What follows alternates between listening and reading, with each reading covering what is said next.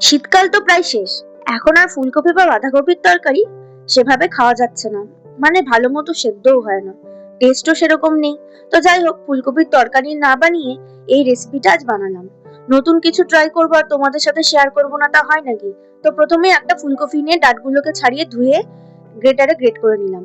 এবারে এতে পরিমাণ মতো নুন, হলুদ, চিনি, 1 চামচ মতো কর্নফ্লাওয়ার, 2 চামচ মতো বেসন আর 1 চামচ মতো কাশ্মীরি লঙ্কার গুঁড়ো দিয়ে ভালোভাবে মিক্সড করে নিতে হবে।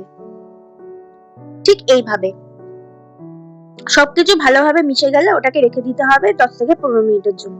এদিকে আমি দুটো আলু ডুমো ডুমো করে কেটে নিয়েছি আর একটা টমেটো ছোট ছোট পিস করেও কেটে নিয়েছি। সাথে নিয়েছি দুটো পেঁয়াজ কুচি, আদা কুচি, দুটো শুকনো লঙ্কা, 8-10টা রসুনের কোয়া, 4টে কাঁচা লঙ্কা, দারচিনি আর এলাচ। এবার কিছুটা পেঁয়াজ কুচি রেখে বাকি সবটা পেস্ট করে নিয়েছি। কড়াইয়ে সর্ষের তেল গরম করে ফুলকপির মিশ্রণটাকে এভাবে হাতে চেপে চেপে একে একে উল্টে পাল্টে ভেজে রেখে তুলে রাখলাম। ওই তেলেই আলুগুলোকে বেশ লাল লাল করে ভেজে নিলাম। এবার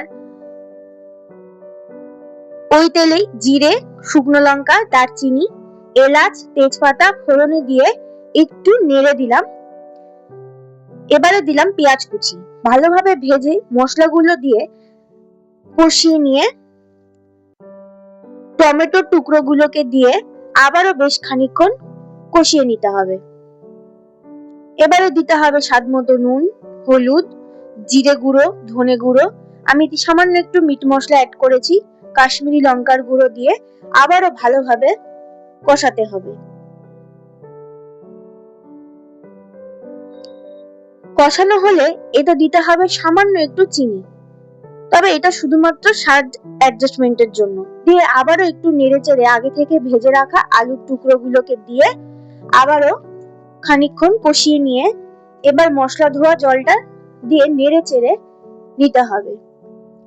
শুকনো হয়ে এলে ফুটতে শুরু করলে এবার পরিমাণ মতো গরম জল দিয়ে আবারও ভালো করে নেড়ে দিলাম। আলুগুলো সেদ্ধ হয়ে এলে এবার ফুলকপির বড়াগুলোকে একে একে ছেড়ে হালকা করে নেড়ে নিলাম যাতে ভেঙে না যায়।